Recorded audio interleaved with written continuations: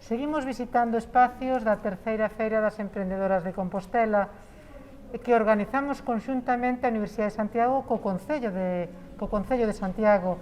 Esta unión, a Universidade e Concello, xa fai moitos anos, verdad, Rosa, deu orixe a Uninova, aquela iniciativa, bueno, xa do outro século. Contanos un pouco cando se creou Uninova e con que idea. Pois efectivamente, no ano 99, o Concello de Santiago e a Universidade de Santiago decidiron poñer en marcha esta iniciativa Uninova, que ten como finalidade dar asesoramento a emprendedores, acelerar proxectos e axudar, asesorar, dar todo tipo de apoio na creación de iniciativas innovadoras, iniciativas empresariais de carácter innovador, tendo en conta que os nosos socios son o Concello de Santiago e a Universidade, pois o noso público obxectivo é basicamente son os emprendedores universitarios que queren emprender na zona, na comarca de Santiago.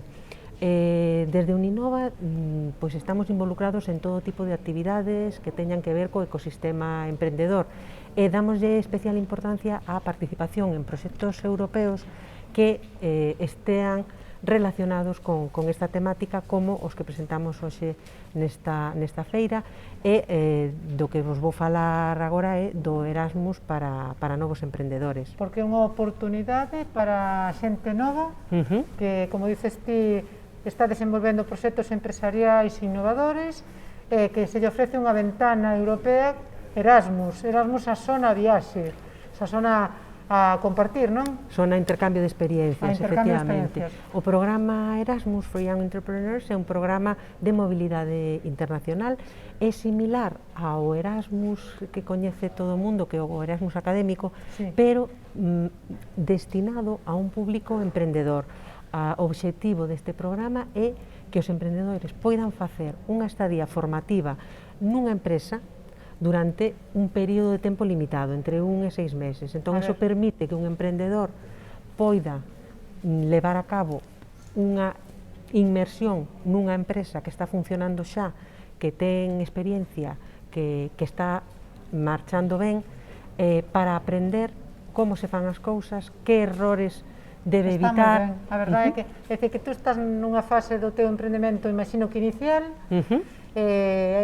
nun sector específico, e danche a oportunidade de estar noutro país e aprender nunha empresa consolidada como se están facendo as cousas, e tamén trazas raíces e lazos internacionais, non? Que tamén son importantes, non? Efectivamente, os emprendedores que poden participar son aqueles que ou ben aínda non crearon a súa empresa, ou si a crearon pero hai pouco tempo, e que están empezando para poder aprender ou ben nunha empresa da Unión Europea ou mesmo algún grupo de países de fora do territorio Schengen, como novidade do ano pasado, é posible.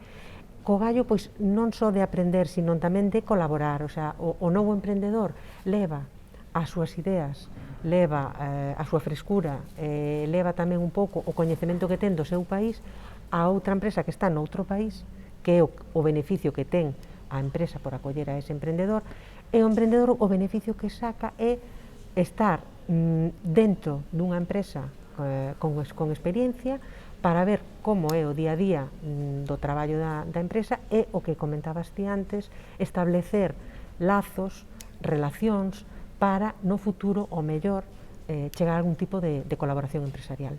Bueno, é unha filosofía tamén do Camiño de Santiago, xa que estamos en Compostela, tamén desta internacionalización e de acollida. Tamén podemos ser empresas de acollida de persoas emprendedoras que veñan de outros países e que tamén participen neste programa Erasmus, non? Efectivamente, neste programa hai dous públicos obxectivos. Por un lado, os novos emprendedores, o que che comentaba antes, que son os que van fora, pero por outro lado tamén captamos empresas xa consolidadas no noso entorno que estean interesados en recibir a novos emprendedores europeos. De outro país, non pode ser de España, ten que ser de outro país da Unión. Que tamén lle aportan unha visión internacional. Esa rede de contactos para posibles colaboracións futuras. E hai becas que financien todo este movimento? Efectivamente, a Comisión Europea ten un programa de financiamento. As empresas que acollen non reciben nada, pero sí os emprendedores que teñen que viaxar ao estranxeiro sí que contan cunhas becas para poder facer frente aos gastos que lle supón tanto a viaxe como o aloxamento e manutención durante o período que están fora. Pois o mesmo que pensamos que para os estudiantes o Erasmus tiña que ser casi obligatorio, porque sempre vou viaxar e salir da túa casa onde te cuidan, creo que tamén para as persoas emprendedoras tamén tiña que ser casi obligatorio aproveitarse desta oportunidade que nos dades e que xestionades desde o Concello de Santiago e a Universidade a través da marca Uninova.